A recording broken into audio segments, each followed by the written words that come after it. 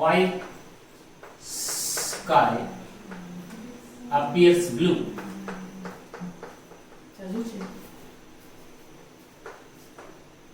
आसमान नीला क्यों दिखता है?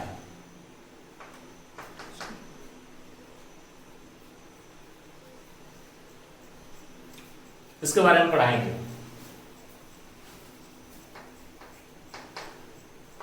Why the east and west horizon appears red during sunrise and sunset. ठीक,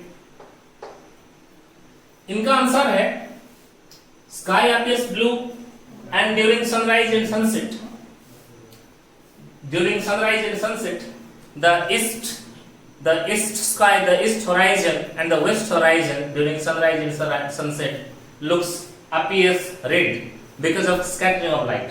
इसका डिटेलिंग में थोड़ा सा बताऊंगा आपको. स्कैटरिंग एक अलग सा कंसेप्ट है, उसको जल्द पढ़ेंगे. ठीक है, इसका आंसर पहले आपको पता हो जाए कि due to scattering of light sky appears blue and due to scattering of light the east horizon and the west horizon appears red during sunrise and sunset.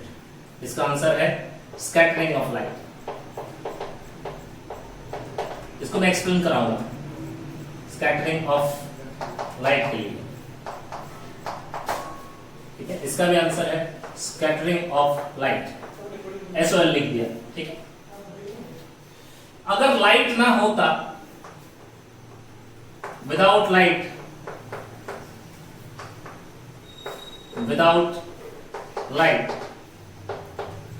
Sky तुम्हारा कैसे दिखता? Any guess? Any idea? Black. Without light sky appears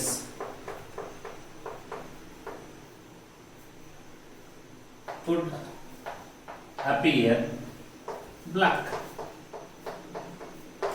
अरे ठीक है नहीं? ये सुनो, चलिए लाइट के ऊपर ना, लाइट एक ऐसा चीज है जो सृष्टि का जो सबसे पहला आरंभ हुआ होगा. तुम्हें क्या लगता है सबसे पहला आरंभ कहीं पे होता है? वो आरंभ कहां से होता है? जो शुरुआत होता है वो शुरुआत कहां से होता है?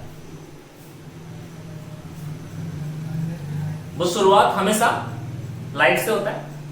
When you start a function, when you start something, what you do? When you enter a house, what you do? You fire a lamp. ठीक है, तो तुम टॉप अंदर लाइट्स नहीं होता है. अच्छा चीज बोलो यार, ये लैंप पे कैंडल, एक दिया जलाते हो, है ना? तो लाइट से ही शुरुआत होता है. तो लाइट इतना पुराना चीज है, तो इसके बारे में तो वो लोग थोड़ी आज बात कर रहे हैं, सदियों से लोग बात करते आ रहे हैं. तो लाइट के ऊपर बहुत सारे लोगों ने अलग अलग व्यूज रखा है, अलग अलग थ्योरीज रखा है. चलिए हम लोग थोड़ा सा उसके ऊपर भी एक नजर डालते हैं कि किसका थ्योरी क्या था लाइट के ऊपर. जो बड़े बड़े लोग थे, जो बड़े फिलोसोफर्स हैं, बड़े फिजिसिस्ट हैं, उनका क्या नजर था लाइट के ऊपर. Theories on light. लाइट के ऊपर क्या थ्योरीज था? Theories on light. एक थ्योरी है, मैं आपको बता रहा हूं, न्यूटन करपस्कलर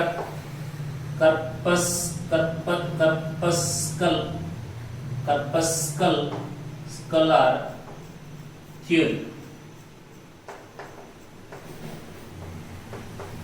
करपस्कल मतलब क्या है?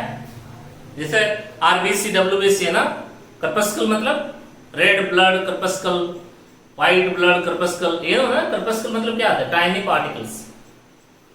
सो न्यूटन का कहना यह था light consist of tiny particles. ठीक है, बहुत छोटे छोटे इलास्टिक पार्टिकल, छोटे छोटे इलास्टिक नेचर वाले पार्टिकल्स से बना हुआ है। तो जैसे इलास्टिक बॉल कोई है, ऐसे छोटे छोटे पार्टिकल्स को लेकर के बना हुआ है, एंड उसको हम कहते हैं corpuscles. So according to Newton, आप भी मेरे साथ लिखते रहे, according to Newton,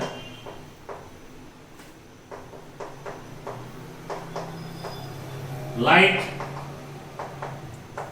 consists of tiny elastic particles,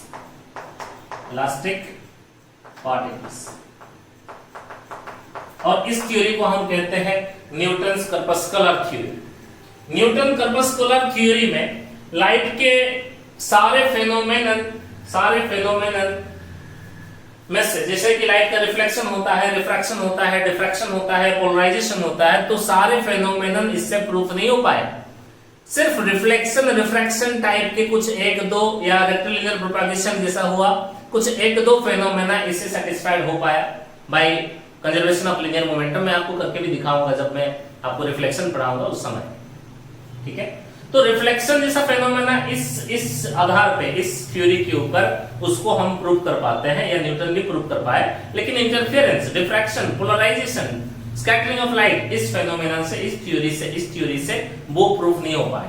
तो ये जो न्यूटन का जो कर्पस्कुलर थ्योरी था, इसको हम लोग एक्सेप्ट नहीं करते हैं, लेकिन न्यूटन का ये थ्योरी था, ठीक है। उसके बाद एक थ्योरी है हाइजेंस थ्योरी ऑफ लाइट, ठीक है। हाइजेंस ने लाइट के ऊपर भी एक थ्योरी दिया।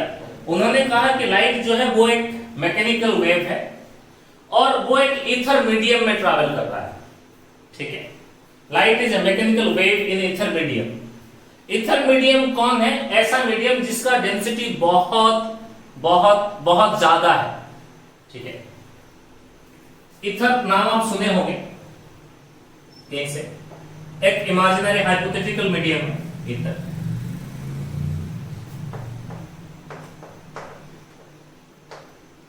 हाइजेंस थ्योरी, हाइजेन ने कहा light is a mechanical wave, जबकि लाइट मैकेनिकल वेव होता है क्या? लाइट मैकेनिकल वेव होता है, या लाइट एक इलेक्ट्रोमैग्नेटिक वेव होता है? लाइट इलेक्ट्रोमैग्नेटिक वेव होता है ना। So light is a mechanical, उन्होंने कहा था तो मैं भी कर रहा हूं, light is a mechanical wave, light is a mechanical light is a mechanical wave in ether medium. Ether medium में लाइट एक मैकेनिकल वेव है, ऐसा हाइजेन ने कहा, ठीक है। लेकिन वो थ्योरी भी एक्सेप्टेड नहीं हुआ। उसके बाद मैक्सवेल ने कहा कि लाइट एक इलेक्ट्रोमैग्नेटिक वेव है। According to Maxwell's theory,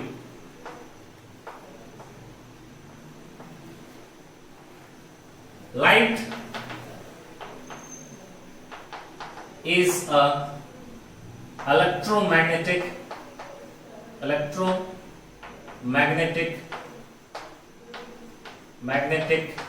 wave in visible region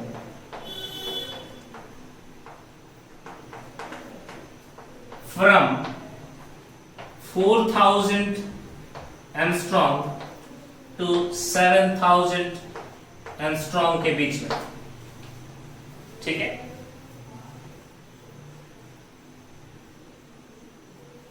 और लाइट का जो स्पीड है, उन्होंने ये बताया speed of light is equal to 1/μ0 epsilon naught. Epsilon naught का वैल्यू आपको पता है 8.85 into 10 की पावर -12।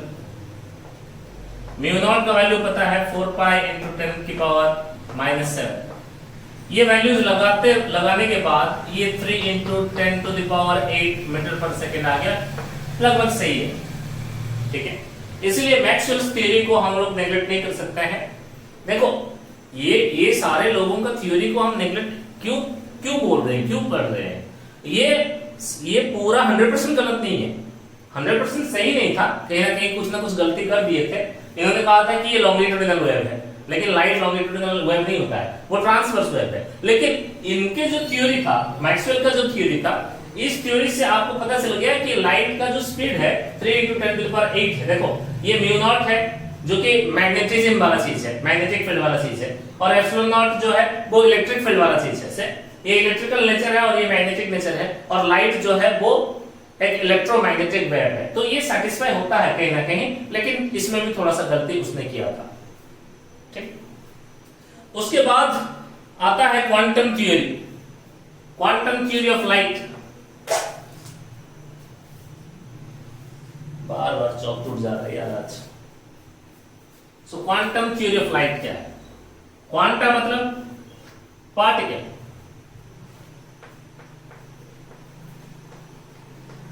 क्वांटम थ्योरी आपको पता है इस थ्योरी के हिसाब से, according to this theory, according to this theory, light consists of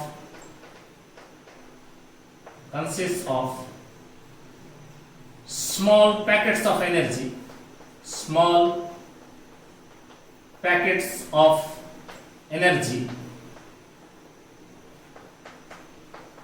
called photons। ठीक है, और आपको पता है लाइट अगर ऐसा आ रहा है तो उसका एक एनर्जी पैकेट से, इस पैकेट का जो एनर्जी है वो E = h न्यू या hf बोल सकते हो आप, फ्रीक्वेंसी है, या न्यू भी बोल सकते हैं।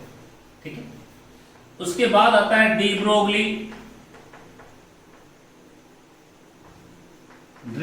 ब्रोगलीस theory.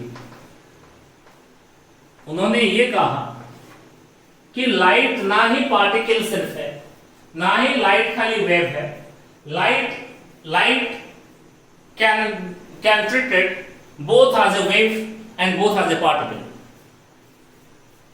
according to de Broglie,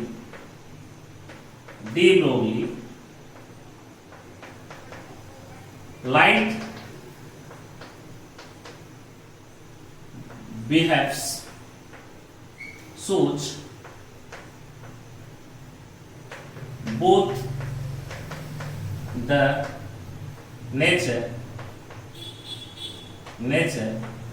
ये डुअल नेचर ऑफ मैटर में आप पढ़ोगे 12th में ही है। ठीक है, light shows both the nature of wave and particle. जो रिसेंट थ्योरी है लाइट के ऊपर यही है, डुअल नेचर ऑफ लाइट जो है। ठीक है, और डी ब्रोगली ने ये थ्योरी दिया होगा। ये हो गया आपके बारे में लाइट का जो छोटे मोटे जानकारी। ठीक है, और लाइट अगर वेव है तो उसका जो वेवलेंथ है, मैटर वेव का जो वेवलेंथ है लाइट का, that is equal to h/p। ये डी ब्रोगली वेवलेंथ होता है, इसको पढ़ाएंगे हम। ठीक है, कोई परेशानी का बात नहीं है। चलिए हम लोग बात करते हैं नेक्स्ट है जो असली जो पढ़ाई है। अभी तक ये इंट्रोडक्शन में चला गया आपका, ये पूरा क्लास आपका इंट्रोडक्शन में चला गया। इसके बाद का जो क्लास होगा उसमें हम लोग रे ऑप्टिक्स, जो ज्योमेट्रिकल ऑप्टिक्स है, जिसमें रे ऑप्टिक्स को हम डिटेल्स में निकाल के, जैसे रिफ्लेक्शन होता है, लीनियर प्रोपगेशन ऑफ लाइट होता है, रिफ्लेक्शन होता है, रिफ्रैक्शन होता है, इसको हम लोग डिटेल्स में बात करेंगे। ठीक है, थैंक यू।